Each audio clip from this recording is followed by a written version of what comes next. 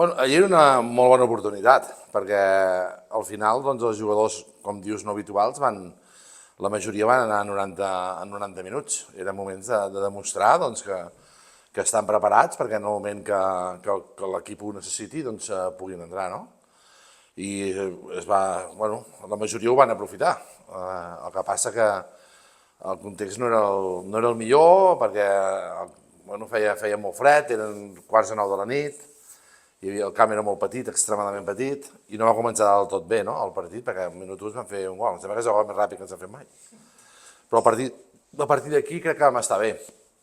Vam estar intensos, vam estar amb mentalitat guanyadora, vam remuntar el partit ja a la primera part i el vam sentenciar a la segona part. A part ens va anar bé també perquè hi van haver-hi 6 futbolistes, entre cometes titulars, que van poder jugar 45 minuts, que és com si fos un entreno de menys 3, per dir alguna cosa, i també va anar bé. Per mi aquests partits són, si no hi ha lesionats, que ahir no en va haver cap, doncs són partits que sumen, i si a sobre pot ser un bon resultat i avances un mes a la Copa Catalunya, doncs escolta, hem fet una nit fantàstica. Encara no.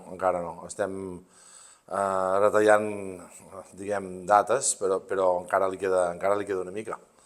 Però, com sempre, al final, els que sortiran competiran i ja hem jugat 2 partits sense ell i hem estat força bé, no? Evidentment que ojalà que tinguéssim tots els jugadors disponibles, però això és molt difícil perquè sempre hi poden haver lesionats, jugadors sancionats, etc.